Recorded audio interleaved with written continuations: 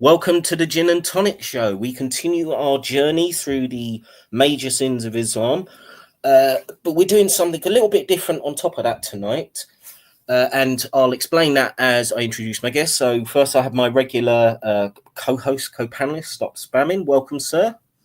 Hello. We have Isan back as well, also becoming kind of a regular kind of panelist, contributor. We have Isan. Welcome back, sir. Thank you. Thanks for having me on again. Great to have you. And we have Rob back as well. It's been a few weeks. He's going to be doing a bit of a presentation tonight, and it's great to have Rob back. So welcome back, mate. Thank you very much. Good evening. Hi, Hassan. Hi, Stops. Hi, Hi, Drastic. Hope you're well. Hope everybody's well who's listening. Yeah, well, we're all good. Well, so we'll be dealing with the latest of the major sins of Islam kind of in the second half of this. But a few weeks ago when Rob was on, he described that he had, there's a new kind of, or maybe a reformulation of an argument that he's been using with Muslims and Christians on Clubhouse to challenge the Abrahamic God. And part of this is also a specific challenge to the Islamic God. And Rob is going to run through those details now, and we're all going to listen along and post questions. And anybody in the chat, if while listening to Rob, you feel you've got any objections to what he's going to talk about, namely disproving the God you worship, then please feel free to leave comments in the chat, challenge us, and we'll see how we go with this. So unless anybody else has anything to say, I'm just going to hand over straight to Rob and let him do his business.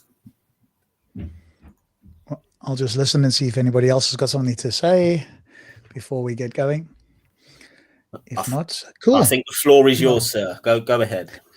Thank you very much. And as I say, welcome to everybody if you're just joining us now. So I typically speak a lot on Clubhouse. I speak to Muslims and Christians. I have a fairly longer history, though not as long as Stops for sure. And I'm not sure about Drastic and Isan, how long you guys have been engaging Muslims, but I've certainly been doing it for at Speaker's Corner and online probably for about 8 years. I know Stop's been doing it for like 25 years. He's the OG, the original.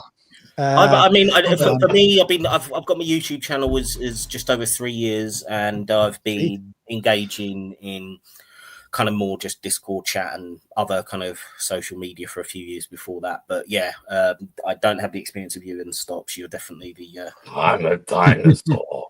You're the godfathers of this work. So yeah. I'm not sure how long, Isan, how long have you been sort of chatting and I started about 5 years ago.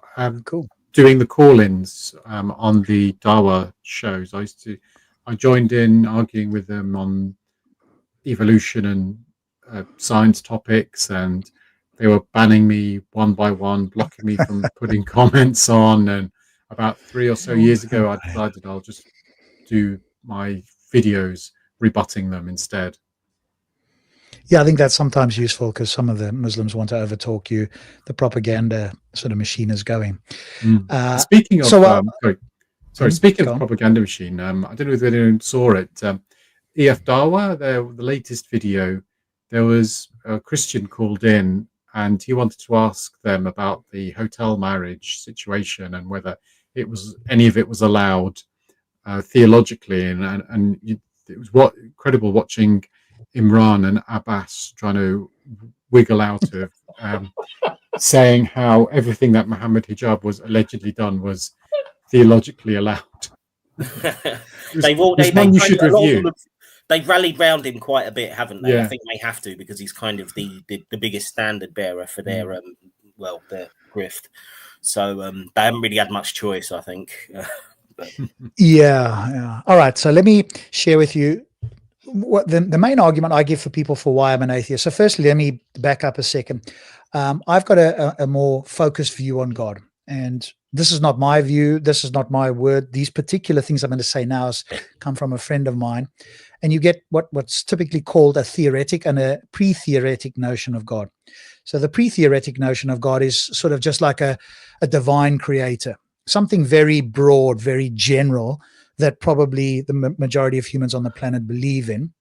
And Some people just call that God. Now, I don't think that that's sufficiently good as a definition of God, this sort of very broad idea of a creator. That especially, and most people want to say like created the universe, that sort of thing. And that leaves out a number of creators like Odin and Thor and, this one and that one. So it's kind of a little bit arbitrary. And it's just far too broad, I think. So then you've got the theoretic notion of God. And I think that the theoretic notion is what I sort of target and what I think most theists, certainly Abrahamic theists, who still make up more than half of the people on the planet, believe, which is the unsurpassably great or greatest conceivable being. Typically, this sort of being is, you've heard it, you guys have all heard it before, and I'm sure some of the listeners have, typically is described as being maximally powerful, knows everything that's knowable or knows everything that can be known. So he's omniscient, and he's perfectly moral, perfectly good. That's typically the main. And then you might have necessary being, and you may have other attributes as well. So I target, that's the being that I target. And that's when I ask people a few questions, that's typically what they commit to. Because if they're going to commit to something less, then I'm just going to ask them, do you agree that there could be a greater God? And so you believe in a God that's not the greatest or unsurpassably great, as Schellenberg puts it in his divine hiddenness argument, which is one of the, very good philosophical arguments against God, which we could always talk about at some point. So that's the sort of idea of God that I'm targeting as an atheist. But what that does commit me to, and this is where we can have a discussion later on about this, is that commits me to the idea that I could believe in a creator and still be an atheist. I could also believe in something that fine-tuned the universe and still be an atheist. Because an atheist is, especially if you look at the philosophical literature, is a person who doesn't believe in God or says there are no gods. You also have the lacktheist version, which is this idea of I lack a belief in God. I'm not a fan of that. So I think one needs to have just a clearer idea of being an atheist. Look, there's disagreements about this sort of thing, but that's the view that I take. So an atheist is somebody that doesn't believe in God, and what I define as God is an unsurpassably great being, and I specifically target the all-goodness of God and the presence of evil. And I think there's a logical incompatibility with those two ideas. And so there's different versions of the logical problem, and then you have the evidential problem as well, which is that there likely isn't a God, or that it's probably not. Probably God doesn't exist. So that's more of a probabilistic argument, and that appeals to, suffering and evil and so forth, and certain versions. And what a theist will typically do with that argument is offer theodicies. So they will talk about defenses. A theodicy is like a defense for why this is the case. Why would an all-good God allow evil? But I target the sort of much stronger version, which means I've got to, my argument is easier for the theist, because all they have to show that it's logically possible for an all-good God and this world with evil in it to exist. And so I also have to check with them a few things. So what I typically do with people now is ask a few questions up front, because if they don't believe in an unsurpassably great being, in my view, they don't believe in God. Now, that's probably somewhat controversial, because other people have a much wider view, as I mentioned earlier. So they may go, yeah, he believes in God. But actually, I've started to talk to people on Clubhouse, and even some of the theists sort of agree now, and they're taking the sort of stronger stance with this and saying, well, if you don't believe in an unsurpassably great being, then you don't believe in God, which, I'm pleased to see people do that, because I don't think people have thought about that as much perhaps as I have in the past. And so, like I said, there's multiple versions of the logical problem of evil, but the one that I typically present, I don't have it written out, but I have got it in my head, and I do it in the following way, because I think it just makes sense to people. I could give you the syllogism from a friend of mine that I used to use, and I can still use that if I need to, but the one that I've sort of kind of developed, which is very much the same pretty much, is as follows. It's that God is an unsurpassably great being and is morally flawless. So that's the definition of God. Now, most theists will accept that, right? When I understand what morally flawless is, the key word there is flawless. And I take flawless to mean cannot be improved upon or without flaw. So I can appeal to either of those two. Now, flawless can sometimes be interchanged with perfect. And again, perfect is cannot be improved upon by my understanding. It's fascinating when I speak to people about their understanding of, definitions and so forth. So God is an unsurpassably great being and morally flawless. Premise, if you like, premise 2 is that a flawless being cannot bring about a flawed world. That's probably the controversial premise that people will argue about. Premise 3, we exist in a flawed world.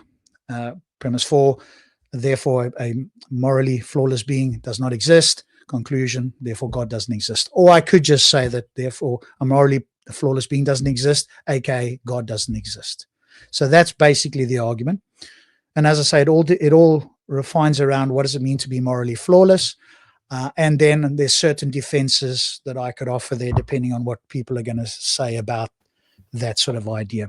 But it's a logical impossibility. So it's logically impossible for there to be evil, or in this case, for there to be a flawed world, because a flawed world entails that there's at least one instance of evil, and a flawless being, which is a being that is either cannot bring about a flaw or cannot be improved upon. And one way to see this, to contrast this, which I sometimes do with people, is to say, look, imagine in your theology, before God created anything, all there was God. And that we could consider a world. Now, when I use the word world, sometimes people get confused about this. So I'll just say existence, but that's essentially the same as saying a world. And world simply means an existence, the totality of existence. And so without God creating anything, God was flawless. It was a world where there was no evil, and it couldn't be improved upon. If it could be improved upon, then God would be obligated to improve upon it at the earliest possible opportunity, all right? Because he's such a being that he cannot be improved upon or without a flaw. He's going to want to, meet that sort of standard. That's just who he is as a being. You'd want to maintain perfection, so to speak. Yeah, well, flawlessness, just to keep the word the same for my argument, but flawlessness and perfection, morally perfect, you could interchange. But flawless, people just sort of have, I hope in their minds, flawless is just easier than perfection, because I've had people battle to understand perfection, no matter how odd that sounds. So flawless here, like a flawless diamond, or I might say sometimes like the flawless, Nadia Comaneci, if you remember the 1972 or whichever Olympic Games it was, she had attained a perfect or flawless routine. She got the highest marks possible. As far as people were concerned, that was a flawless performance. It couldn't be improved upon and had no error. And so that's kind of pretty easy for people to understand. And so I contrast the world before God created and the world after. And all I need for them to accept is that there are at least one instance of evil. And that does not matter for my argument. And they often say to me, well, hey, he did evil to have a greater good. But the greater good defense is very problematic, but it doesn't matter. I don't need to go down that route. All I need for the argument is for them to agree that there's an instance of evil, aka there's a flaw in the world. And there we mean something. Because again, one of the other things that I need to make sure is that they don't appeal to God as a necessitarian type God, which is simply the idea that God had to create it this way. He had no choice. He was compelled to do it. Now, there are a few people out there that appeal to that sort of idea, but I think that's just obviously not unsurpassably great being. And so I think at the outset, for me, they're just not appealing to God. So most people will think that God has some sort of freedom. He could have chosen not to create, and he chose not to create for an infinite amount of time in the past. And at some point he, quote, decided to bring about some sort of creation that was not himself. And, with the angels, let's say before, Satan fell, it was still a flawless world, right? There was no evil. But as soon as he created this world, or when Satan, fell, then, there was a flaw. And of course he foresaw all of this. He knows what's going to happen. And that's the other thing, by the way, circle back if we need to, because I think there is a way to reconcile God's foreknowledge and free will, well, I'll just say free will. I'm not going to say libertarian, but just free will. So I don't think that I never press that point anymore. I don't think there's an inconsistency there. But so God knew everything. People can still freely choose. All of that sort of stuff can still happen. But he could choose any world he wanted, and he chose this one. Now, it doesn't matter as well whether a theist says something like, well, he wanted to do this so that we could learn, so that Jesus could die on the cross, or that, it could be the Muslim test, or whatever the case is. None of that is a defense. As long as he had the choice not to either create, number one, or create a world where there was no flaw, then this is going to be a problem. And so that's basically the argument. So if you've got any questions on that, or anybody else has got anything that they want to ask there, I'm happy to sort of try and defend that. Well, and by the way, just before I do that, sorry, typically the biggest defense you hear against the problem of evil is free will, right? You'll hear just about every theist will bring appeal that to up. Yeah, I was just free will. Yeah. And so, well, there's a couple of things we can say. I can either go down the free will route, or I can just say, look, it doesn't matter, right? Whatever God's desire is in this case, I want this to happen. As a being, he's committed to something else that's part of his nature, and part of his nature is that he's a flawless being. And so if you have these conflicting desires, I'm a flawless being, but I want this to happen, but in order for this to happen, aka free will, I've got to bring about a flawed world. Well, then that's just something I can't do.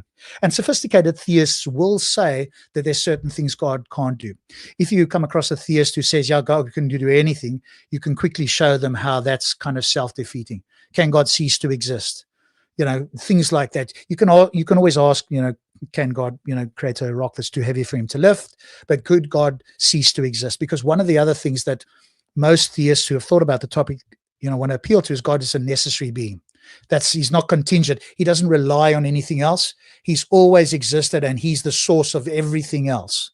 That's kind of what they want to say. Now, if you were to say, essentially, you're asking them, if somebody said, well, I think God can do anything, can he cease to be God? And that would be a contradiction, essentially. I'm God, i.e., I'm the source of everything, but I can cease to be the source of everything. I'd have to formulate that a little bit better, but you can see the absurdity with that. But I don't think it's a problem. So I can do that. I can just, do that. Or I can go down the route with free will. Say, look, there's a problem with this idea that you want to say. And here's what I asked them, so you guys might want to give some responses to this, or tell me what you think. If they say, look, the reason that evil exists, or there's a flawed world, is because God wanted free will, and he wanted this to happen for us to freely choose him, all that sort of stuff. And part of that requires that there be at least one instance of evil. The world could not happen without at least one instance of evil, right? Which is typically the planting a response. Then I think there's two things one can say on this. One is, well, God himself, because what they often say is, they'll say, well, you need to have the evil to know the good. And that response is terrible, right? Because God knows everything. He's perfectly flawless or good, and he didn't require any instance of evil. And that can be passed on to another, being. Now, they would have to have an argument and say it's impossible for that knowledge to be passed on to another being without evil being actualized. And I've never heard anybody be able to do that. So that's one response. And the other is just to appeal to heaven. Heaven is a place where just about every theist appeals, free will, and there's no evil, right? Yeah, you're supposed to still have free will in heaven, aren't you? But you just always choose something that's going to be in accordance with the perfection of heaven and God's plan and everything. I think that's the easiest way to go, I think, because you can go with a God view. That's another way you could go, but heaven is a very easy one. If they say, no, look, for free will you need evil, really? Okay, well, God has got free will. Has God got free will? Yes. Did he need evil to happen? No. Okay, so there's an inconsistency. Or, do they have free will in heaven? Yes, they do. Is there any evil in heaven? No. Right, so you in your own theology, Mr. or Mrs. Muslim, Christian, because I typically appeal to the Abrahamic theists because I think they believe in the unsurpassably great being. So I'm not really interested in Hindus and anybody else, unless they fall into the same criteria of God, and then I'll ask them the same sort of questions. And they'll say, yes, right, heaven is a place where there's no flaws. It's a flawless place, morally speaking, and there's free will. Great. So the idea that he had to create this world, now they have to start adding things in. Oh, but it had to happen for Jesus. All of this is irrelevant, right? So, and that's the downside of going down that route. Then they start adding things in to try and make this world necessary, because they've given up now the idea of free will and evil being, you have to have those two because heaven has free will and no evil, right? So you've basically refuted it on that point alone. Yeah, well, I mean, I can't think of any objections off the top of my head. And as I say, I mean, free will would have been the one to naturally go towards. But as you say, you can kind of move around that without too much problem. So, I mean, some people try to. Oh, sorry, carry on. No, you go ahead. Some people try to say things like, well, there's a privation of evil. The evil isn't an ontological thing. All I need to do is have them agree that God, their God that they believe in, recognizes that there's some evil in the world. That's all I need. I don't care how they want to try and put it forward, but as long as God thinks there's evil. Now, if they were to say, well, there is no evil in the world, then obviously this argument is not going to apply to them. Then I'm going to ask them, what do they believe, all that sort of stuff. So the only way really is to either to accept that God doesn't exist, or to downgrade God, or to say that he's a necessitarian type being, that he had to create this world. He was compelled to do this. I don't think that works. Most Christians won't accept that because they think God can choose freely. They think that free will is a virtue, i.e. something that's really, really good. And so, it's not going to be the case that we can have something that God can't. So I don't think they're going to sort of appeal to any of those things. So really, the only other thing they can do is try and redefine something. That's typically what will happen. But they typically going to, because once they hear premise two, that a morally flawed being can't bring about a morally flawed world, or I just say a flawed world. Now, but what I've said, when I don't use the word morally flawed, they start thinking about other things, because I haven't specified the word morally. So then I have to add that in. So I typically add that in the beginning. But in my mind, it's so obvious that that's what I'm talking about. But, again, you can't always think that everybody else is going to understand that. So don't they come up and say it's just a means to an end? It's intentional? Sorry, what's that? Don't they come and say, well, it's intentional, it's means to an end? Yeah, but that's where I'm going to just appeal to the idea of, look, God has got this nature that basically compels him to act in certain ways and prevents him from acting in other ways. And so when he says, I've got a means to an end, but the way to do it is to bring about a world where I know evil will happen, then I'm saying that's impossible for God to do. And the reason it's impossible is because he's prevented by his nature, i.e., that he's a morally flawless being, and such a being can't bring about a flawed world. And if he said, well, I want to bring about a flawed world for some ends, right, to make it a better world, the world can't be better because the world prior to creation was already morally flawless, and you can't improve upon that by having more good in this world. If it were the case, then the world prior would be a world that he would have to improve on at the earliest opportunity. In other words, the world prior was not morally flawless. But it's intentional. This is the whole point. Yes, but that's the thing. And what I'm saying is that because of the world that we're in and the sort of being that he is, there's a logical incompatibility. The fact that we're in this world, for me, ends with, therefore, God doesn't exist, which is kind of what I went through earlier. You're not thinking it through, Rob, you see. Yeah, because I think if there was no creation at all, then a flawless world is maintained infinitely. Whereas, regardless of the intention, in order to create this world, you're going to have to drop off. Even if you then go back to flawlessness later, you had a period of time when it's not flawless. So why would God do that if it's a flawless being? Yeah, I can kind of see the contradiction of that. I would say the vast majority of our listeners are not going to be live on this. I mean, I would say to people, if anyone listening to this after it's live, if you want to put comments in the actual description of the video after the fact, if you can see a flaw in Rob's argument, then please do, and I'm sure he'd be interested to respond. But I mean, as things stand, I can't think of any good objection. I don't know if Isan or Stops can. I mean, I've been doing it for a while now, and I've not had a good objection to it either. The only one that some people thought was okay, which I didn't, is God can do things that we can't. Something like that, right? God can still be flawless and bring about a flawed world. And by my lights, no, that's just not possible. Because now what you're saying is, now you're redefining flawless to mean that a flawless being can bring about a flawed world. What they once they agree that it's a flawed world, that's all I need, to be fair.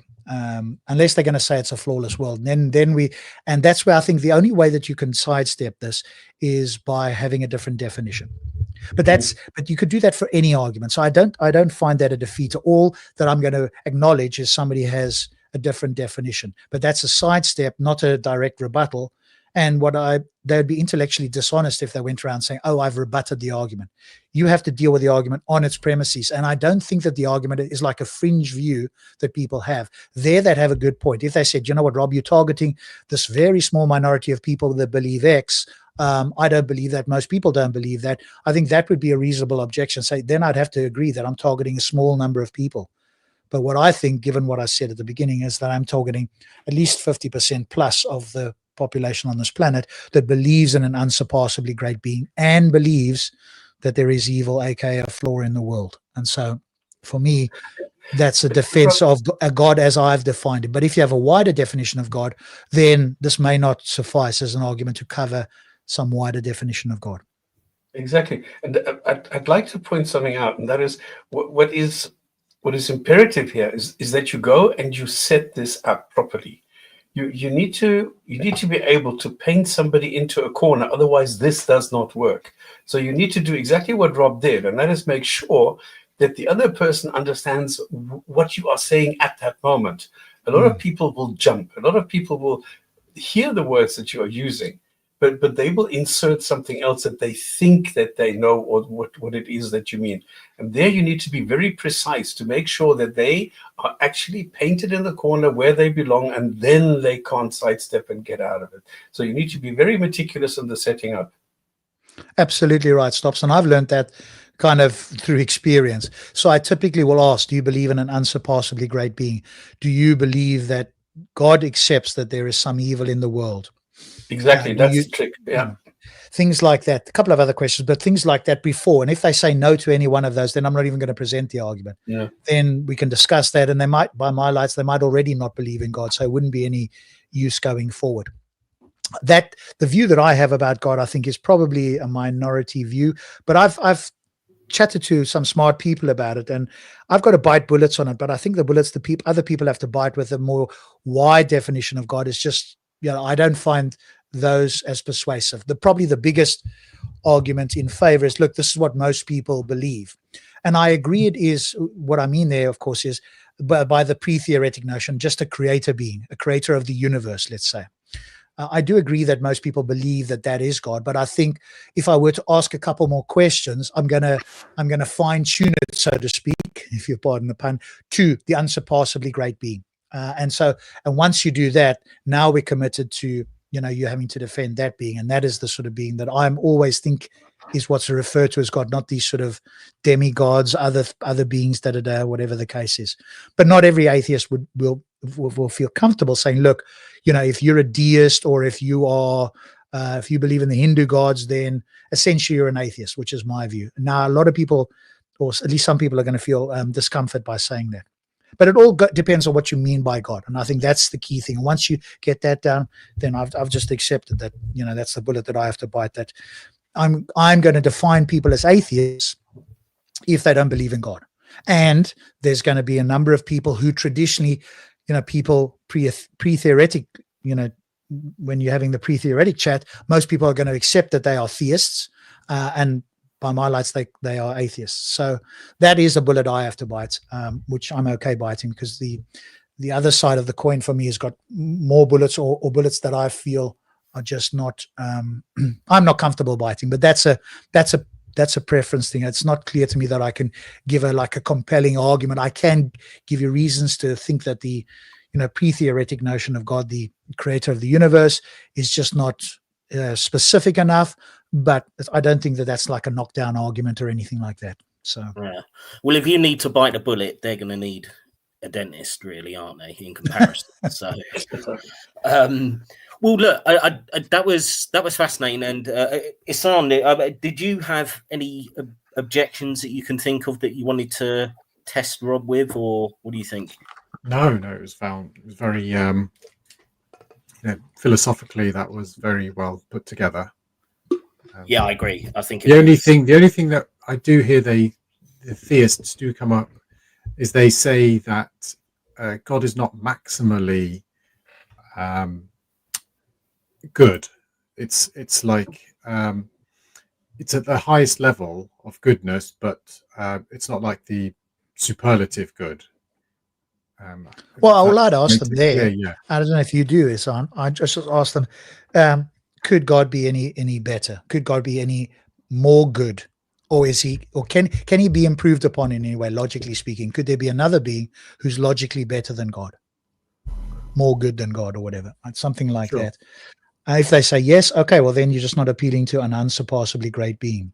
And that those two words are actually the philosophical jargons. I'm not a philosopher by any stretch. I've read little bits here and there, but some of my colleagues on Clubhouse are very philosophically literate. And so I've listened a lot to them, etc., and did a little bit of reading here and there. But unsurpassably great, I think, just very much is great two words for me. I used to say the greatest conceivable being, and I had a discussion with somebody when, look, can you conceive of a squared circle? And I can conceive of the language, but I can't conceive of the concept of a squared circle. But I understand what the words mean, so I can conceive of what's being talked about. But I can't imagine what that would look like, at least on a 2D plane, and maybe in some other space you could probably talk about a squared circle in some way. So yeah, I've kind of want to use unsurpassably great. Sometimes I'll say the greatest being possible. What I need from them, as Stops quite rightly pointed out, is agreement on these things, and we both agree specifically what that means. It's no good me saying that it's unsurpassably great without listing the necessary attributes, or at least some of the necessary attributes, and get them to have an agreement. Because if they don't, and I start the argument later on down the line, as Stops has pointed out, maybe they go, well, I don't believe that. That's not the God I believe in. Now I've wasted a lot of time. So I'll start out by doing that with quite a few people. Sometimes I'll just go straight into it if I've got less time or whatever the case is, or people have heard it before. But otherwise, I'll probably do some provisos. Is this the sort of being you believe in? But yeah, I think that sort of thing for me, Hassan, they've probably already sort of conceded if they're going to say God could be improved upon, then he's not morally flawless. Or they can have a different definition. That's where it goes back to what I said again. They could have a different definition. Morally flawless means that he's really, really good, but there could be a better being. Really? Okay. I mean, I can't force them to change the definition. I can just say, hey, this is what it commits you to. And if they bite and say, yeah, he's flawless and he could be improved upon, there could be a better being, then there's not much I can do.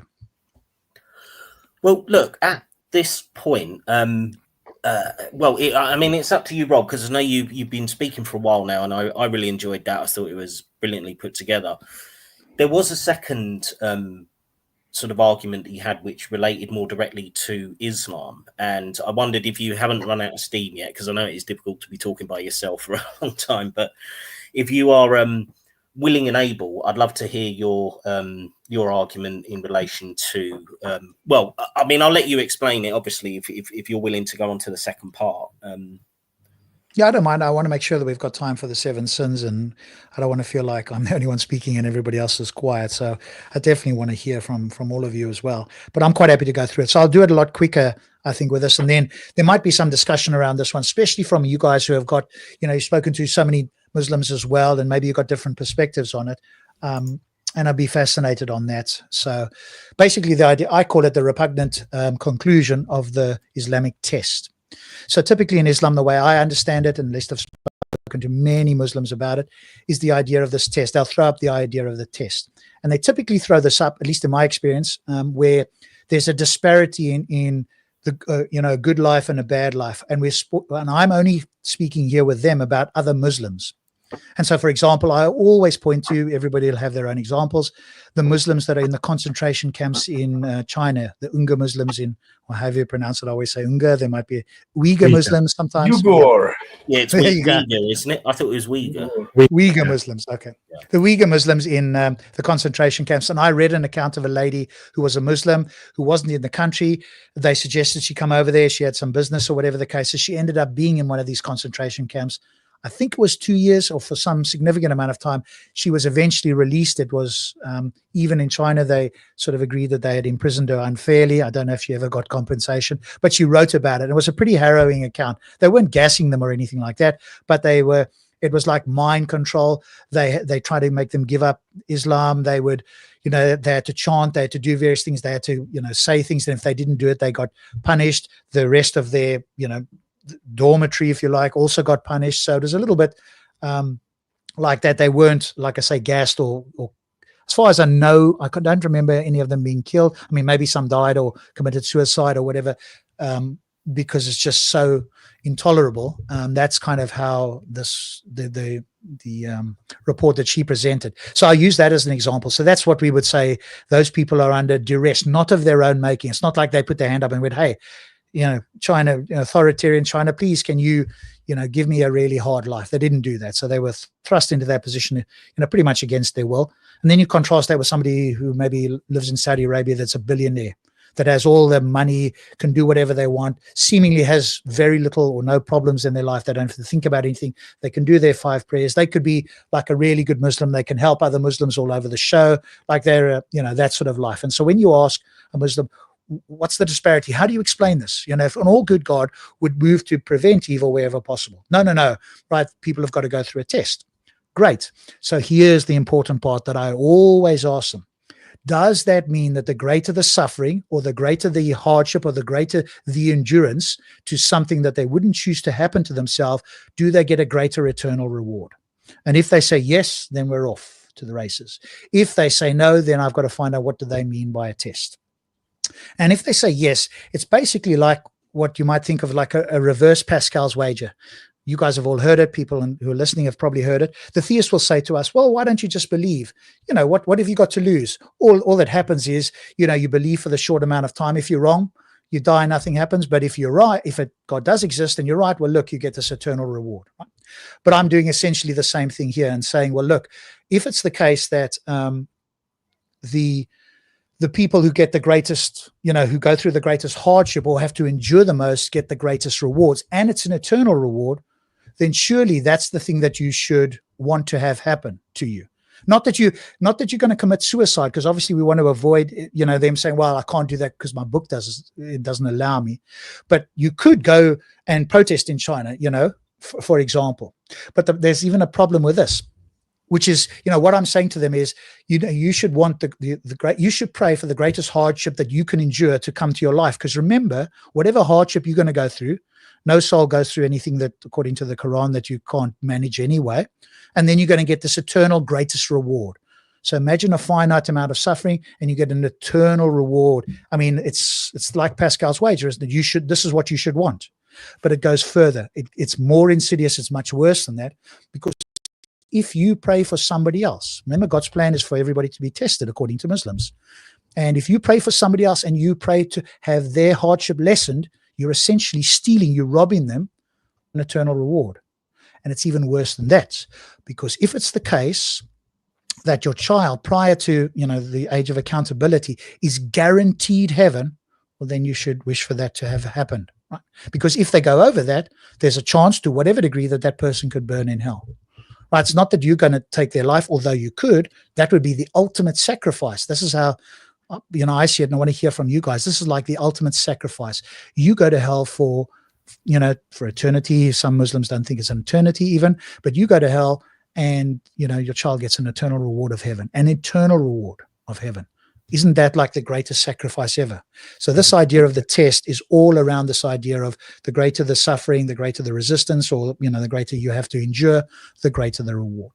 And so this is some of the unpleasantness that they are committed to if they take this sort of idea. And one of the biggest things I now get when I present this, the very first thing they say is, well, it's not that important. There's all these other things. So they now start to add extra stuff in to try and, blunt the critique here of it being, this reward, for your suffering. Well, you've got to do this. All of these other things count as part of the test. So they start to add extra criteria as a way to respond. But that, for me, is like shifting the goalposts afterwards, because that's why I asked them up front, is it the case, the greater the reward, the greater the suffering, the greater the endurance, which requires some sort of suffering, the greater the reward? Yes. I don't ask them anything else. And then I'll point out to them, well, now you're just adding extra stuff in as a way to try and respond to this. So. Yeah. I mean, can I just, because I did actually discuss this on one of the streams where I called in, where we came up with the topic of the Syria-Turkey earthquake, and they were talking about fundraising. And I said to them, well, if you're saying this is a test, so why should I intervene here if God is testing these people with this earthquake? Why should I give my money to them? And of course, they couldn't say, they couldn't come up with any rational reason once I said that. And they had to say things like, oh, well, I was being tested as well to see whether I would give charitably. So they're full of contradictions. Yes. That's a good one, Hassan. Yeah, I've heard this one as well as a response. Well, God is testing me. Well, I think here's a problem, because I think there's a tension there, an incompatibility, and it's, as far as I can tell, it's either, if you're going to go with the idea that you need to be tested, i.e., that you need to do certain things. Well, firstly, I think that's not, because remember what we said about the test is the greater the hardship, the greater the endurance, the greater the reward. If they're now trying to say, well, I'm being tested by giving money to this, I mean, I don't think that doesn't certainly meet, as far as I can tell, like great suffering. Because you're commanded to give some money away to charity in Islam anyway. So it's not like you're having additional suffering. That's a commitment that you have to do. And if you don't, you're a bad Muslim, right?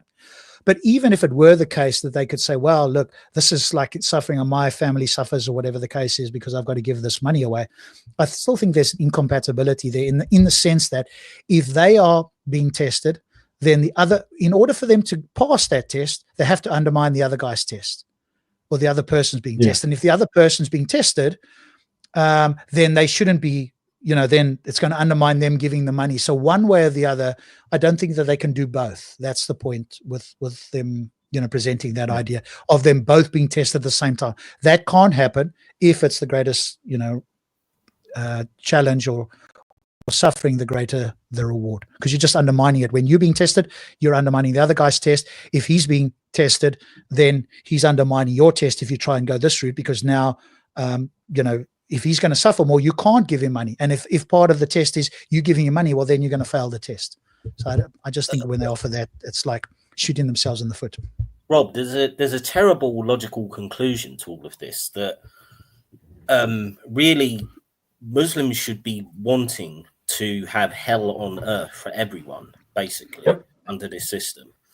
Really, you want the maximal terror, horror, just absolute suffering, torture, because that would be a larger test for everyone, and therefore a great reward in heaven. That is basically the logical conclusion. So the more, you would just want a regime worse than the Third Reich for the whole world, for all the existence of the earth. Well, you can start on yourself. You can cut off your fingers, cut off one leg, poke out one ear. No. Stop. So you got to be careful, because you can't mutilate yourself in Islam. You have to keep the body intact. So you can't do that. But as Rob was pointing out, what you can do, I mean, here's a terrible one, and you've gone into this, Rob, but the whole thing of sacrificing yourself for your child, it is. You are essentially, I don't know, you're almost commanded to do it, because, as you say, up until, is it the age of, I can't remember, it's the age of 10 or the age of 16, where if you die before that age, then a Muslim automatically goes to heaven. I think, is it 10 or is it 16? I can't remember. I think it's 10 or something. It's generally is it like 10? Yeah, usually say around the onset of puberty, they seem to be quite fixated on that. Yeah, so that would be incumbent upon. And again, this is not just for the YouTube bots and anyone else listening. This is not what I'm suggesting. Obviously, I don't suggest this, but if you follow the logical conclusion of the Islamic scripture and what it says about the soul, etc., then yes, it would make sense for a parent just before the age of 10 to do something to unalive that child by the Islamic scripture, by this argument, because therefore, as you say, they're going to heaven. No risk whatsoever, eternal reward, and it's your own child. So why wouldn't you do that? If we follow this argument to its logical conclusion. So I mean, it was done by a family in the US. It was a Christian family. The couple did that to their children because the children were young, and they thought they were sacrificing themselves for their children. Yeah, which you can understand out of that sort of twisted logic, right? That's how they think. You can understand why they would do it, And I think, just to be clear, none of us are suggesting on this panel that anybody do this. I think what we're pointing out is that if you take this view, especially of the Islamic view and possibly a particular Christian view, then this is what you're committed to. You could be a bad Christian or a bad Muslim and not do these things, but that's what you're committed to if you're going to be, follow it as Drastic said, to its logical conclusion. So. But even on a less horrific level, it would also mean that a Muslim should not go around doing any kind of charitable work, because, as you say, Rob, any help that they give to alleviate the suffering of another Muslim is reducing the test. Correct. So therefore, you are diminishing their reward, etc., in heaven. Because I think it is great. I think it is graded that way, isn't it, within Islam? That yes, the more you suffer, the better the reward. Because it's like in many ways, Islamic heaven is built just like the real world. It's kind of like you've got your poor slum neighborhoods compared to the super rich mansion areas of heaven. And yeah, the more you suffer in this life, the better reward, the closer you sit next to Allah. You know, you might have your little pad next to Muhammad himself. And it's eternal, right? You've got to remember this is eternal reward. So it's so far outweighs whatever the finite suffering you're going to have here. It's just if you look at it, it's just incomparable. You'd be logically I don't know, or either you'd be a very bad person or you'd just be logically inconsistent if you didn't do that. If you want the best for anybody, then whatever the test is here, their suffering is exactly what, God wants, and that they can endure, and they'll get a greater level of, reward. But just by the way, and it's a side note, but it's also related to this. I did speak earlier about the greater good defense being a bad one. And here's a good analogy that one of my friends presented, which I thought is really good, and I'll present it for you guys. So typically, Christians or Muslims might say, you'd say, well, why didn't God intervene on the Holocaust? And one of the responses that people often give now that you guys have probably heard is what's called a skeptical theism, which is basically the idea that God knows that there's a greater good that will happen, but he either can't or won't present it to us, either because we can't understand it or because it's just something that would take too long or we just can't grapple with. God knows what it is, but can't communicate it or won't for whatever. There's a further greater good there that if he communicated it, that would undermine, greater good. So maybe the greater good is having more faith in God or whatever the case is. So that's one of the responses that people typically give. Well, God knows why he didn't do this. We don't know everything. Then you guys have probably heard the meme that at least most Muslims do. You only know the pixel, he knows the picture, as and we can grant all of that sort of stuff, no problem. But then, right, here's the point. There's an example. So maybe you come up with your own one, use this one, whichever one. But suppose that you were in America and somebody was threatening on Facebook to go and shoot up a mall, right? Like they go into the shopping centers, they call them malls over there. And a big shopping center, there's just lots of innocent people walking around. And of course, they've got easy access to, automatic weapons over there, which I think most of us, or at least I think, is problematic. But suppose that you knew this. He said, okay, I'm doing it on this day, and you saw him at the mall and you saw him in his outfit. He's got weapons there, and you could stop him with little to no, injury to yourself. You could maybe hit him on the head or whatever the case is. He didn't see it coming. You were able to stop him doing that.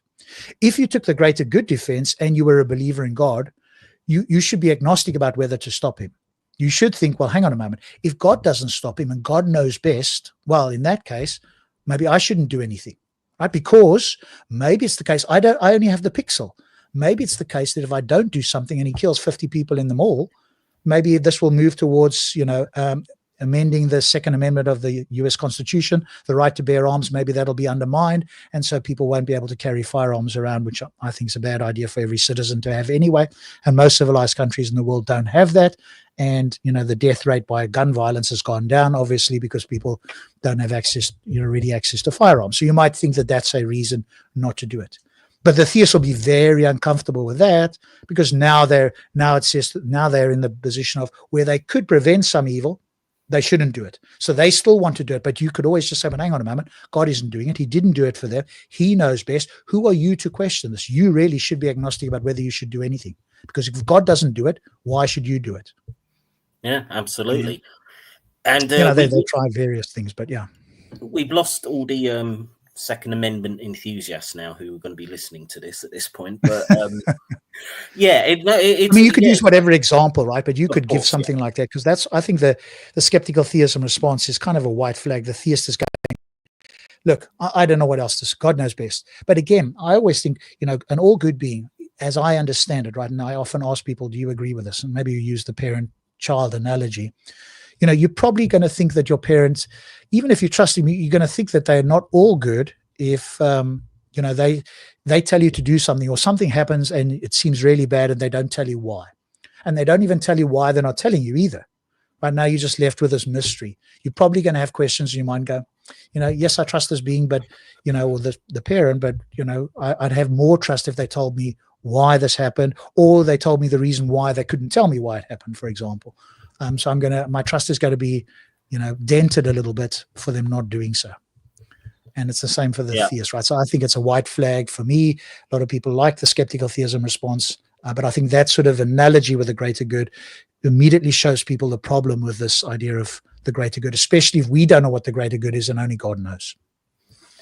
No, I agree. I mean, the skeptical theism. I think you and I, Rob, on a video on my channel, actually went through some of the problems with this skeptical theism argument. And I agree. I think it's really poor. But I think the life as a test is a millstone around Islamic philosophy and ideology in a way that they seem to think that it answers loads of problems. But as you've demonstrated, it creates an awful lot of terrible problems that I don't see any way out of. So I think you did a brilliant job there. This all came to me, by the way. Did I mention this before to you guys? This came to me when I, because Hassan was speaking about it, listening once on EF Dawa. And who was that atheist guy that went on there? Do you guys remember? What was his name? He still does, atheist stuff. He's sort of more a right-wing atheist. What was his name? Do you guys remember the white guy with the glasses, elderly guy? Probably lives in Texas or whatever. Very well-spoken guy. Do you know who I'm speaking about? He went on Yef Dawa. Not off the top of my head. I mean, think of his name. Stop, say, son. Do you know? No, but it doesn't matter. Anyway, he went on there, and he was very friendly with the guys. He got sort of ingratiated himself with the Muslims, etc. And he asked them this question, and of course, I can tell. Because I know. Yes, of course. Pine Creek. There you go. Pine Creek. Thank you, Christela, in the chat there. That's the one, Pine Creek. And he asked them this killer question, and I think it's killer because it gets them to stop and think. A question they'd never heard in their life. But they got these pat responses. They'll come very quickly. So as you guys are aware, and especially yourself, Hassan, you've been on many times, they're out of the gate. They'll say something really quick. You ask them a question, they've heard it in some way, and they've got this pat response that they can come back with, almost like it's programmed. And Pine Creek asked this one Muslim who fancies himself, and apparently he's got a degree in philosophy, fancied himself this philosophy fella. He said to him, look, if you were standing next to God and God said to you, I can't remember the guy's name was now, but Mr. Muslim, you can choose what I should do here. I'll do whatever you say to me in this particular example. And he said, look, it's just before, Noah's, built the ark, etc. And God speaks to you, the Muslim, and he says, and Pine Creek says to him, you've got a choice. I can either poof them out of existence. He didn't use these words, but I'm going to say like Thanos, right? I just snap my finger and they just go to dust. They feel nothing. Instantaneously, they're eliminated because they're all evil. Or I bring about the global flood and they all die and drown. And so Pine Creek says to this Muslim, he says, which one would you tell God to do? And there was silence, right? But it was a short silence, but long enough for me to realize they'd never heard this question before. And they're all thinking about this in their head, that's why I thought it was such a beautiful question, because it just got them to stop and think. There was just a silence for a few seconds. I think Yusuf Ponder's a Muslim cowboy or a panelist. Yes, there was, but this particular guy that was that he asked a question to actually had a falling out with Thunderfoot. He threatened Thunderfoot years ago. Again, Stop Smoke, remember. Dawa somebody. What's his name? Dawa Films? Dawa Films. Yeah, he has a different name now. Andalusi, there you go. That's the guy, yeah. And so there was the silence, and then Andalusi said, and this is what got me, he said to Pine Creek, I would ask God to drown them, he says. And the reason why is because they're only going to suffer for such a short amount of time, and then they'll get this eternal reward. Now, at the time, when he said this, it was just like quite shocking to me that he would say that. I thought he was going to do the opposite. But to be in line with God, he was sort of evaluating it in his head, presumably. I'm speculating, going, I want to do what God would have done, right? I want to be in line with God. And that was his reasoning. Such a short amount of suffering for this eternal reward. Now, I didn't immediately tweak at the time, but if these are the bad people, I suspect they're not going to get the reward. But put that aside, right? They're probably going to get an eternal suffering, or at least some level of suffering here, because they're so bad that he has to poof them out of existence. I doubt they're going to get this eternal reward. But suppose they did. That was his reasoning. I was like, really? That's the way you guys think? That this short amount of suffering here gets you this eternal reward? And that got me thinking. And then, I thought about it through the test. So that was the sort of spark that sort of lit me thinking about the way of doing this from that sort of response. And I'm sure he's not the only Muslim who would have that view. Yeah, there's the short amount of suffering, and look, you get the greater reward. Great. Let's see how that works out. I used this exact thing on a Christian the other day, and the response from him was, for me, I would say, I am the only one who is important. I want to be rescued, and therefore I don't care what happens to the baby. I don't care what they do with them. Yeah. Well, then you can just point out how selfish that is. Is that really what Christianity teaches? You are immoral. Yeah, exactly. Yeah. Well, okay. Are we still going to do our sins today? I think. Yeah, we will. Well, I just want to wrap up by saying thank you to Rob. That was excellent. Great to listen to. Any Muslims who are listening to this after the fact, if you can get out of this about life as a test and you can answer all these critiques, then please leave comments in the chat. But I think for now, come find me on Clubhouse. I'm on there most days. Even when I'm working, I kind of listen. So, and you'll find me with this icon, Rob Speakers in Clubhouse. Message me there, or look for me, and you can come and chat there. I'm in Muslim rooms or Christian rooms or atheist rooms. So I'm pretty much around. Yeah. So we will now finally get to the continuation of our major sins of Islam. So we are up to number 43, and it is carrying tales. This means carrying tales from one person to another in order to cause disharmony between them. It is unlawful by the consensus of the Muslims. There are legal proofs in the book and the Sunnah which demonstrate its unlawfulness. Allah Almighty says, do not obey any vile swearer of oaths, any backbiting slandermonger. And that's Quran 68, 10 to 11. So it's a weird way of saying it, carrying tales. So basically, how are we going to define this one in kind of more modern secular vernacular? I think spreading rumors would this be the way of kind of putting that into a more... Well, isn't it defamation, isn't it? Isn't that the legal term? Well, again, I suppose this always carries over, doesn't it? We've had this problem in the past where it's like, is this talking generally, or is it talking in a legal manner in terms of you're going to be up in a court or something like that? I think the idea of spreading kind of lies about people, yes, I think it's certainly immoral. Would I say that this is illegal? I'm not sure. I kind of want to listen to your guys' arguments on this before I kind of make my mind up. So if anyone wants to jump in.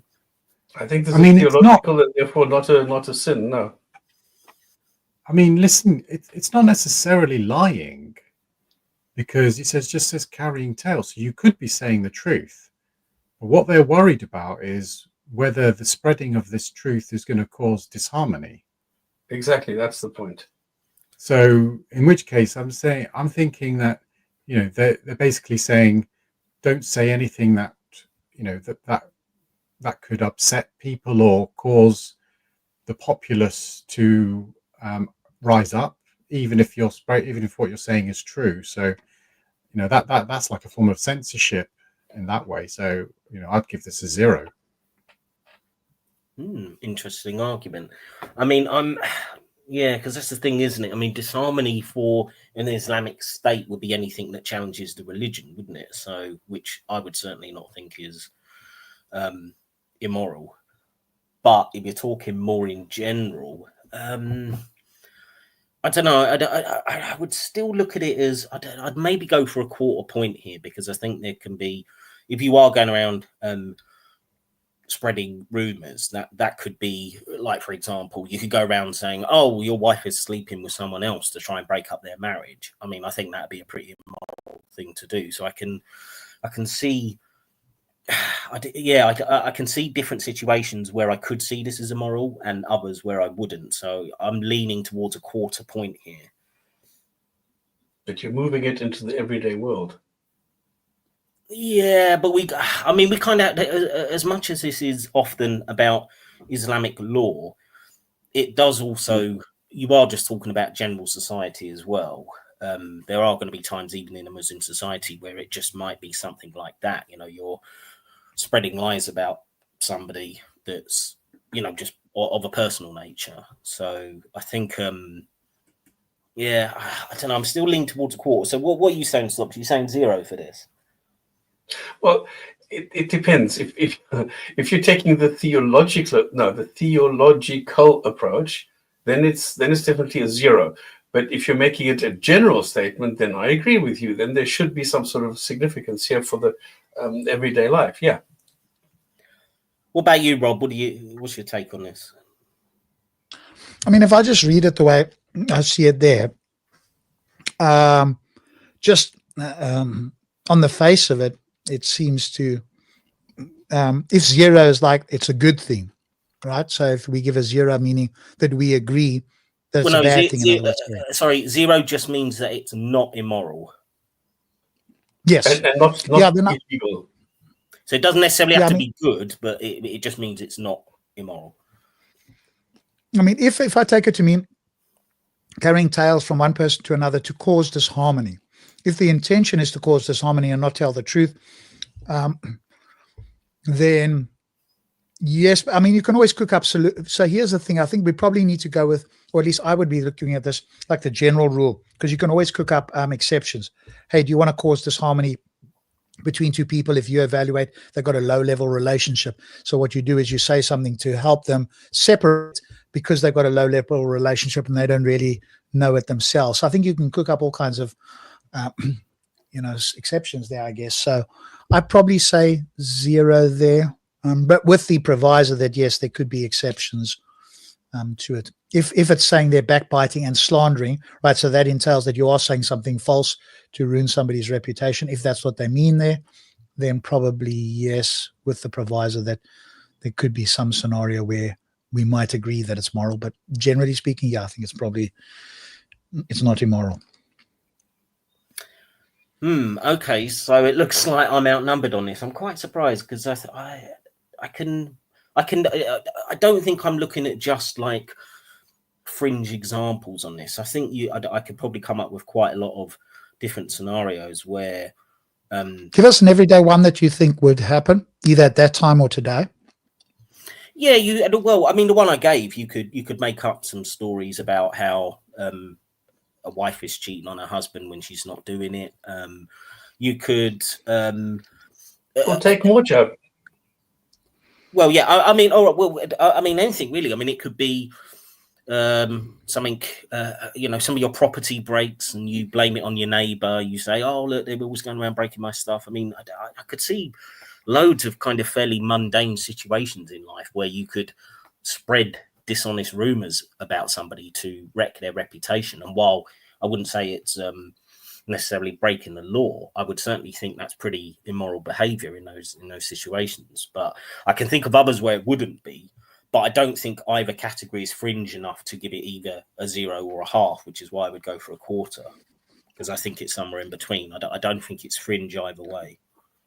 But are we agreeing that they're doing something dishonest or no? Yeah. I would be. I mean, as the Quranic verse says, it is slander. Yeah, I don't see it like that. You see, this is the problem. That's what I'm saying. If this is just, about Islam, somebody saying something about a God or saying you're not allowed to do this according to God, then I would say, no, stuff this. What has it got to do with anything? But if you go and you take it into real life, then I'm with you. This is exactly the difference that Rob just made. If you have exceptions to the rule of it being applied into Islam, then it makes sense. So it depends on what kind of a boundary you're giving this whole scenario.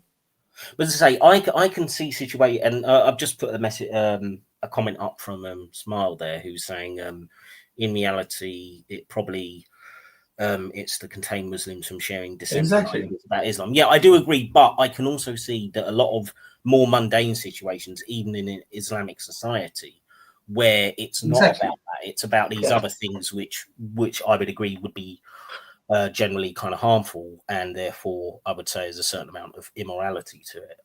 I don't see it as purely tied up in Islamic law or preventing dissenting ideas about Islam. So if you take it like that, I'll join you on a quarter. Oh, I was just about to say it doesn't matter anyway because I'm outnumbered 3-1. But now you've moved on to my side stops, and now we're on 50-50. Oh man. Okay. Anyone else want to move their position, or are you guys still going with 0? Rob and Hassan? I'll stick with 0 because it doesn't say. I mean, well, just generally speaking, but like I say, you could have some examples. Sorry, Hassan. No, sorry, I'm sticking with 0 because there's nothing in it that says that the person is lying. You could be saying the truth. Well, the Quranic verse does say a slandermonger, so I'm assuming that's kind of implying being dishonest or lying.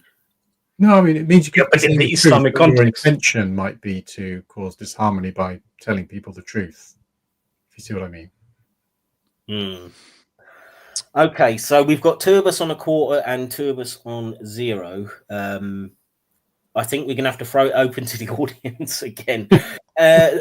Right, okay, people in the chat. Well, I'm not typically, a member here, so maybe the 3 of you as the standing, because to break the deadlock, and the 3 of you, if there's a thing, then we just go with what the 3 of you would normally say.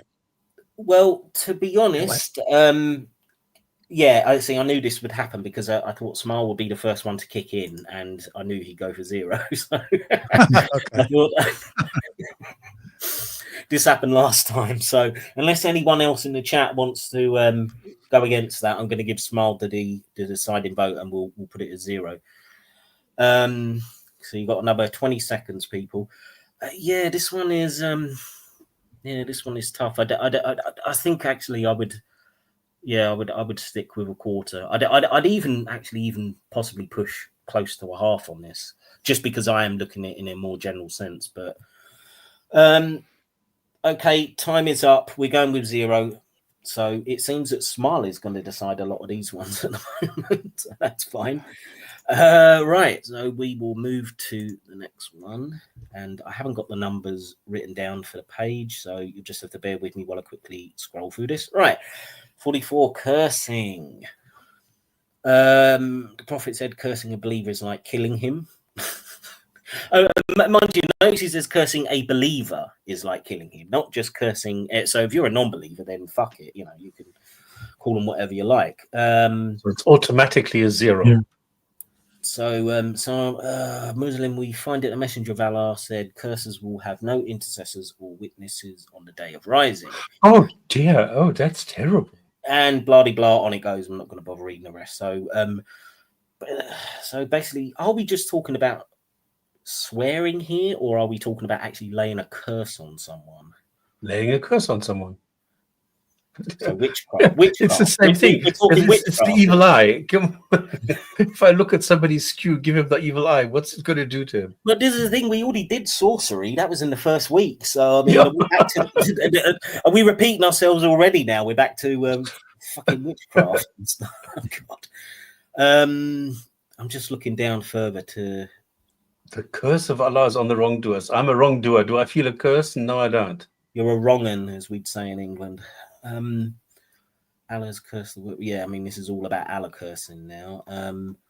If Cinderella doesn't like me, who cares? When I first read this, or just the list, I actually thought this was more about, just using swear words or something, whatever would have been the equivalent back in Muhammad's time. But is everyone else interpreting this as an actual, witchcraft type curse? Is that how everyone else is seeing this? No, I'm still thinking of it in terms of cursing or swearing. I would have thought so as well. Yeah, I think. I mean, so. maybe Stops is right. Maybe it is supposed to be interpreted. Yeah, maybe the way you're interpreting is what they meant in those days. Because we don't believe in cursing, do we? In the sense that but maybe they do. So, I think it rides on what is cursing supposed to have meant at the time. Because maybe Isan and I are both seeing it as what we understand cursing to mean today, which is just using quote unquote bad language to crap somebody out.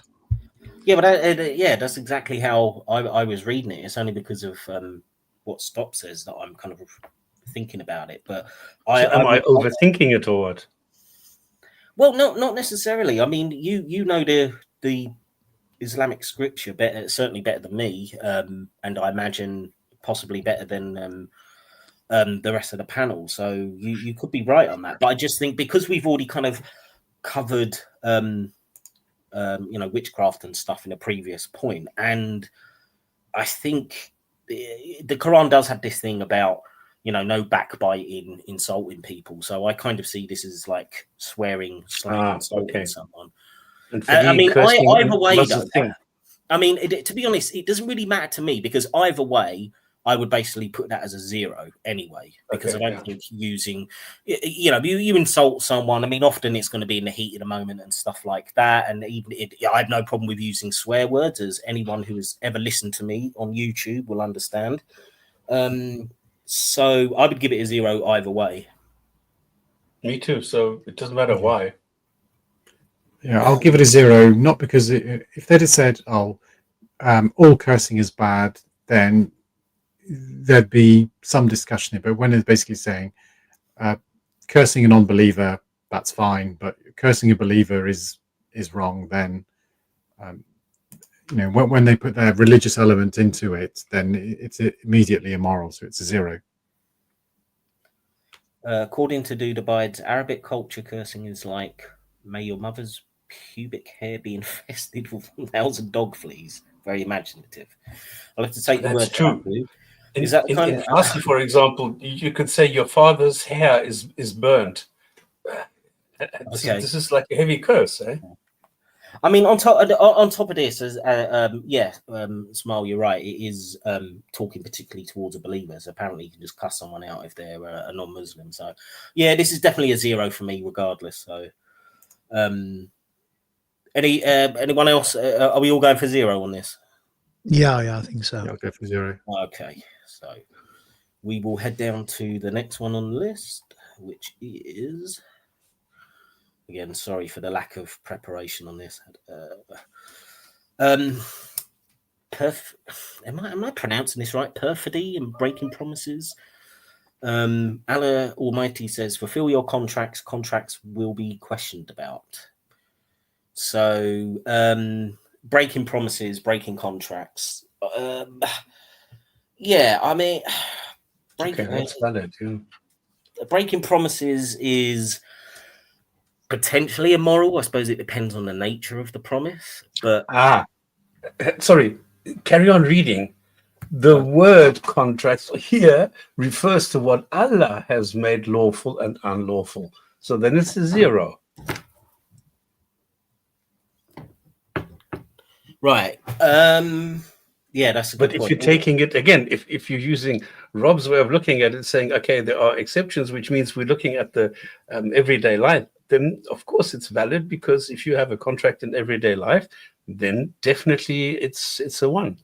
So, yeah, I mean, no, you're absolutely right, because it does say here, according to Al-Wahidi Ibn Abbas, the word contracts here refers to what Allah has made lawful and unlawful. So, yeah, this is actually quite particular in talking about Islamic law. So, in that sense, I would give it a 0. Yeah, because it's just God commandment crap. So, there's nothing intrinsically wrong with, in my mind, of breaking Allah's word or Allah's law or anything. So yeah, I'd give this one a 0. So, I mean, I had to look it up, and I've just did. And in the textbook, it does say perfidy is a form of deceptive tactic where you pretend to act in good faith, but with a deliberate intention of breaking that promise. So, in that regards, it does seem like something that would be suitable to say that it's wrong. But then when you add in that, what the clarifier here, where it says the contract is just what Allah has said, then again, they're not saying that perfidy in general is wrong. They're just saying breaking what Allah has commanded is wrong. So they put their religious element on it again. So I'll still give it a 0.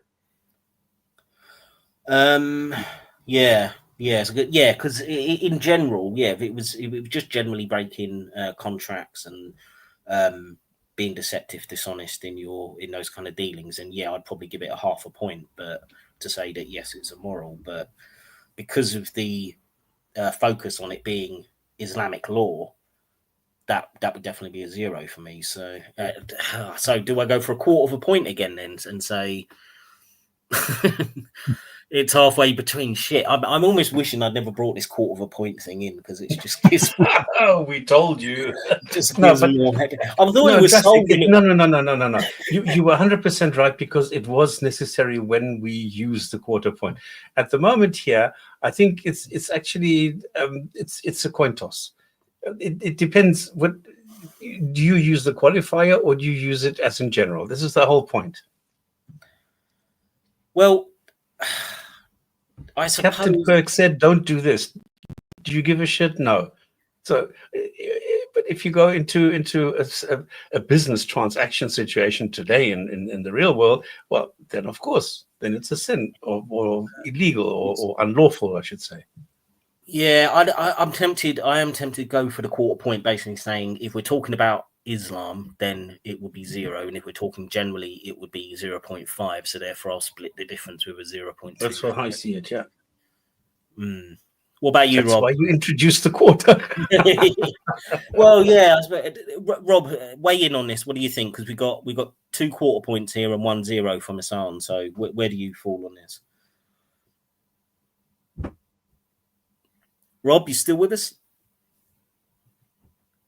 I think. Sorry, I'm speaking and I was muted there. See, sorry. you're out of practice, Rob. That's a problem. Yeah, I should leave it unmuted, I guess, because I'm not talking anywhere else anyway. So the reason that you guys are not doing 0, sorry, just explain, because I understand if it's 0, it's because 0 means that it's not immoral, that you can do it. That would be in relation to anything to do it is immoral. Sorry. It is not. Yeah, you're right. It's not immoral and it's not unlawful. Yeah. Yeah. So that would be 0. A quarter. And that's is that our assessment, right? We're assessing this from our atheistic point of view. Is that correct? Yeah. Yeah. From a secular point of view. Yeah. So therefore, yeah, I would give it half a point to say that although I think it's not illegal, I would consider it immoral to be breaking promises. If you're just talking about in general, having deceptive dealings with people and promising things you're not going to stick to. But if you're talking about specifically for Islamic law, breaking Allah's contracts, that means nothing to me. So I'd give it a 0. So if you combine those two together, I'm tempted to go for the halfway point, the 0.25, and say sometimes it would be immoral if you're talking generally. Other times, if you're talking about Islam, then I don't think it is immoral. That's kind of the point. I mean, there might be things in Islam that we agree are moral to do, right? If you have the shares of inheritance or whatever the case is, I think we'd all agree that if let's say I pass away and I, allocated to you 3 shares of inheritance, then I would expect the administrator of the will to give you what I had wanted to give you. Yeah. 980 inheritance. I'd want that, it to be doled out the way I had wanted each of you to get, say you each get a third or whatever the case is. So I think there'll be occasions where it is good to follow those things. So I guess it depends there on the way you assess this, but I probably would go with a quarter there as well. I think probably. Okay, that gives us 3 of us are going for a quarter now. So Ihsan, whether you've changed your mind or not, it doesn't matter because you've been overruled. So well, also in the Quran, it does say that you're not allowed to go and overcharge on whatever you're selling.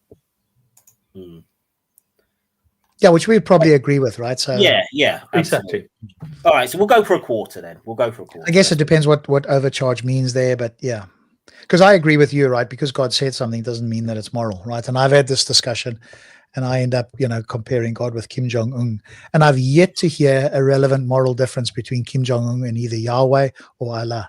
And people try all kinds of things. And they typically say, well, he's all powerful. He created Kim Jong-un. None of this is a relevant moral difference. So it's just the difference being that if Kim Jong-un did have the power of God, then he would be indistinguishable. He'd be doing things and saying they're right because he says so. Same as God, right? Absolutely. Right, we're moving on to number 46, which is going to be very easy. Believing soothsayers and astrologers. Allah says, do not pursue what you have no knowledge of. That's brilliant, isn't it? Do not. And I get people saying that the Quran encourages you to understand the world and gain knowledge. And it literally says, do not pursue what you have no knowledge of. If that is not how often I use that in arguments? I use that all the time. Hearing, sight, and hearts will all be questioned. And that's Quran 17:36. So believing astrologers and other nonsense like that, yeah, that's a 0. Because, well, first of all, well, I mean, just on a basic level, you're entitled to believe what you want to believe. So I don't think there's anything intrinsically immoral about that. I might think you're a bit silly for believing these kinds of people, but I don't see anything immoral in that. So I would give it a big fat 0. Isam, you must believe in astrology. Don't you want to disagree with me? Come on, you must. No, I'm tempted to give it a 1/4 because I think, I understand why it's wrong to believe in like soothsayers, astrologers, and all of these, but they're kind of what they're saying to these people, to their followers, is don't believe all these people who are telling you these fantastical things, but believe us when we say the same thing. So they're talking. They want them to believe in the moon split and Burak, the horse, flying horse, and that's like that. So I'll give it a 1/4 just because of that. So wait, so I'm not sure I'm understanding your meaning here. Are you trying to say that to believe some of these things could be immoral because of what you might do? Well, because I would say the same. I would say it's wrong to believe these soothsayers and astrologers. I'd say that now, and so because these people are like charlatans, so that is wrong. Yeah, it might be factually incorrect, but you think it's morally wrong. Yes, because you shouldn't believe them. You should stick to scientists. Listen to that. And the only reason why I wouldn't give it a 1 is because they would want their when this was coming up, they would want their followers to believe their own supernatural claims without questioning them, but they just wouldn't want them to do that for anything else. But that's kind of interesting. Moral impact. But hang on. Let me just pursue that, because it's kind of interesting. Because for me, I'd agree. I think it's wrong to believe things that are factually that you can't demonstrate. And I would also say that it could potentially be harmful. But for me, the immorality comes from the person who is putting this nonsense out there, rather than someone who's suckered in by it. It's like, do you blame who's at moral fault? The person who gets conned or the con man? And for me, it's the con man primarily. Well, it can be both. Potentially, yeah. You could say, okay, well, you should have known better. But does that mean that you're being immoral? To me, that's a bit of. I don't think I'd go that far. I'd say it might be stupid, but to say it's immoral to believe these things, that's too far for me. I think I'm going to stick with 0. Stops. What's your thoughts on this one? Yeah, I'm also 0. And also, I'd like to point out that the translation is wrong. Okay, of the sentence. It's not. Is it? You don't pursue. It's you don't speak of. You don't use. You don't mention things that you don't know. That's the way it's written in the Quran. It's not that you should go and learn what you don't know about. That's not the meaning here. Okay, so we're getting this wrong then because of a bad translation. Is this what you're saying? No. I'm saying there's 2 points. One is I'm giving it a 0. Exactly, you've laid it out perfectly.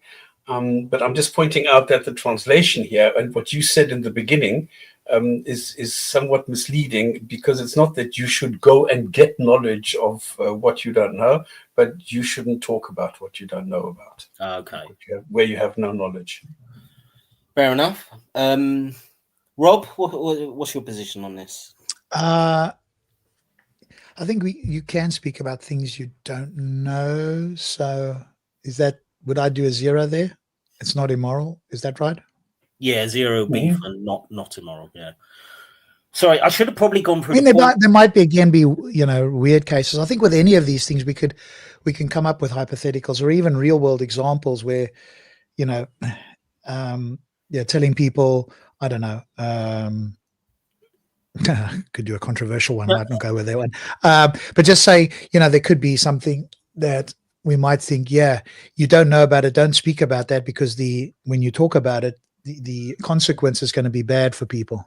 Rob, the general rule, and I apologise, I probably should have gone through the point system because I know you've not been here for a few weeks. I should have had a reminder of that. But the general rule is that we're not talking about kind of fringe or hypothetical scenarios. We're talking about something more regular and concrete than that. Because you're right, you can always think of like some out there extreme example, which is going to be, against the normal rule.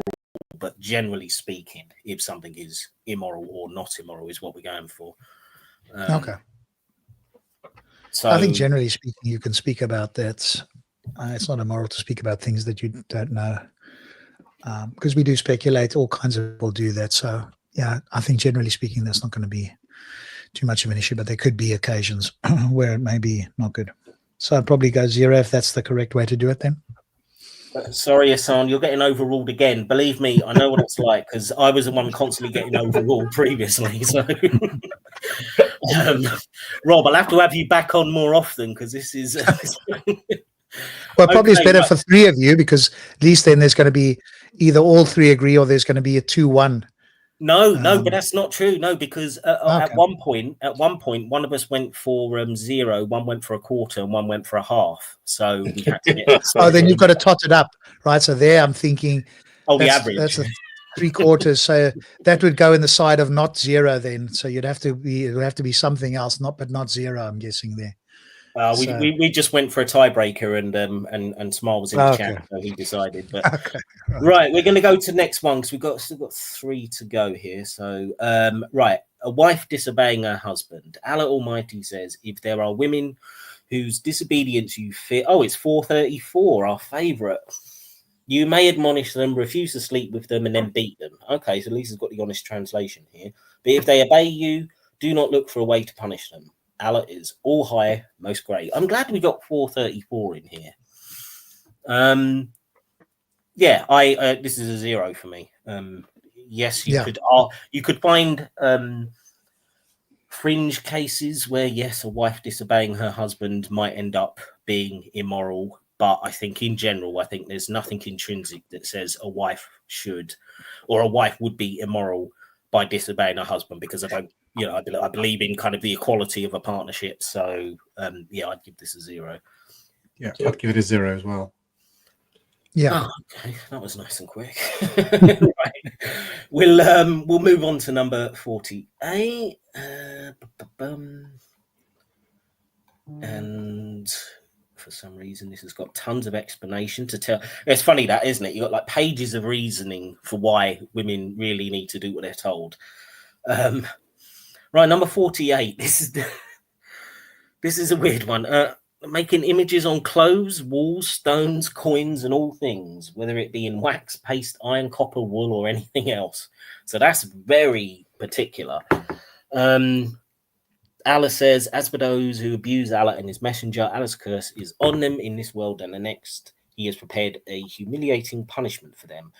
I don't really see what that has got to do with the actual sin itself. I suppose abusing Allah means you're making kind of images of Allah and Muhammad. Okay, right. So I think this one is relating mainly to drawing Prophet Muhammad, isn't it? I suppose that's going to be the most fundamental connection. But the larger idea of making images on all these other things with all these other materials, I'm going to go for 0, but if anyone wants to try and argue you should not be making these images, then do so now. I'm terribly sorry. I have to agree with you. Yeah, I'll agree. This is a 0. Yep, 0. I'm almost. I mean, Stops and I have been doing this long enough. We like to sometimes pick out ones where we'd give a minus figure to theoretically, just because it's so fucking stupid. And this one really is on. If I could put a minus a half point in here, I would for this one because it's just ridiculous. But right, so that's another clear 0. So we're on to the last one, gentlemen. The last one, and it is another weird one. Slapping, wailing, tearing garments, shaving the head, pulling out hair, and lamenting loudly. That's my favorite one. Lamenting loudly in a time of affliction. So now, I mean, this is almost like half a dozen different potential sins here, because these are all quite different. But so essentially, we're talking about. I won't even bother reading the hadiths on this, because essentially it's being too loud in your grief, I suppose, isn't it? You shouldn't be making a big deal out of the fact that you're burying your child or your husband or your wife or whatever. But well, look, one of you, because I've been kind of giving my thoughts on it each time. So one of you, tell me what you think on this one. Yeah, what I think. Listen, I just get the impression, because it talks about a woman, whether he didn't come up with it at the time, and maybe there was just one woman who was so over emotional that it was winding him up, but he then decided to come up with this. Yeah, exactly. Yeah. I mean, it's sad, but I can see that as the most logical explanation, because you get all these kinds of like personal beefs that Muhammad has that ends up in the fucking hadiths, and it's like that sounds like something childish enough that he would actually do. Yeah, just this person bothered me one time, so I'm going to say, yeah, God told me don't do this. But yeah, hang on. If somebody dies, come on, we should be applauding. We should be celebrating. They've made it. They've made it to the end of the race, and now everything's okay for them. Actually, that's a good point, Sops. I suppose within the Islamic scripture, and it kind of goes back to what Rob was talking about with the life as a test. Yeah, you should be happy that you're suffering, shouldn't you? Because now your grief is going to give you a better place in heaven. So, Islamically speaking, it sort of makes some kind of sense, but in our terms, it's obviously a big fat 0, isn't it? I can't see any other way. I mean, to actually think it would be immoral to be overly suffering because of some terrible grief, I think, is appalling. Again, this is another one I'd probably give a -1 to if I could, but yeah, it's bizarre. I love all the detail though as well. Tearing garments, wailing, slapping. I think this goes to your point, Hassan, that this probably was like a particular incident where this one woman was just going absolutely crazy with grief, and he just right, we'll put all this in there. You're not allowed to do any of this stuff. It probably wasn't grief. It was just like a general hyper emotional response to anything, and his patience ran out at that point. Yeah. But I thought he was the most patient man in all of human history. Anyways, Of course. Yeah. So look, I take it if one agrees on that, we're going out of another 0 on this one. Any Rob, you want to give a comedy? Yep. I'm 0. Oh, okay. I thought you might joke around and say you want to give it a 1 and make it illegal or something. No. All right. Well. So we started off with some more complicated ones, but the last few there were really simple. So we've actually ended not too bad. We've been running just over an hour and a half now. So I think what's the tally? Come on. Say again. What's the tally? Oh, the points for today. Oh God, I'd have to go back now. What did we give? I don't know. I'll have to keeping track. I am. I'll tell you what. I will tally it up for next week, because I've got to add on last week's total and this week's total, and so I will give a proper update. Yeah, well, I mean, last week it was 1 point out of 7, and this week I think we've given maybe I think we've given out a few quarter points. Did we even give out a half? We didn't make anything illegal, did we? So I'm thinking we gave out maybe 3/4 of a point in total here, but. Islam is not doing well. Its moral relevance is getting lower and lower the longer we do this list. So I think we're probably down to about 25% at this point. But as I say, I'll do a proper update of it next week before we go through the next lot. So yeah, that is it for this week. Just to let everyone know, the viewership was down a bit on the bank holiday special that we did. So if you're coming in to watch this and you're thinking you've missed some, well, you have, because we did an extra show. Now, I did put a post about it, and I did say last week, but go and watch that one as well from Monday, so you're up to date. And I'll have a proper update of this next week. Gentlemen, this was really good. Rob, it's been brilliant to have you back, mate, and thank you so much for spending the time going through those presentations of your argument, because I think they're really, really good, and I hope we get some challenge from Muslims in the comment section, but I can't see it happening because I thought it was pretty solid. So thank you very much for doing that. Yeah, my pleasure. It's a shame we don't have any Muslims, and you'll see how they sort of dance around. And, I've become quite good at sort of testing them and observing the sort of tactics that they invoke to try and sidestep arguments and so forth. Yeah, this week there was nobody. Smile has been faithfully keeping score, and we're up to 0. Smile, I think if you were on the panel, you would just give everything a -1 no matter what it is. But this I would love to have Smile on the panel, but I know he probably wouldn't. But yeah, I think you're a little bit too biased, mate. We're trying to be charitable here as much as we can. Isan and Stops. Also, thank you. Excellent contributions as usual. Thank you. Do you have any? I think I'm going to wrap it up here, unless anyone has got anything else they particularly want to say. So I think that's good. Thank you for being here. It's great to chat to you guys and be with you again. Yeah, so we will return next Friday for part 8, I think. So we're getting into after the evening prayer. Sorry, say that again, Slops? After the evening prayer. After the evening prayer, yeah, of course. And I'll be preventing women from wailing and tearing their garments in the meantime. And we'll probably have a Dawa video or something next week. But I wanted to avoid that because I knew Rob was going to go into some detail on these arguments. So thank you for everybody in the chat. Thanks to Smile, thanks to Dude, thanks to Chris and to Harry. And there was a few other people, I think. Thank you for all your comments. Thank you to all my panelists. It's been a great show. We will see you all next week.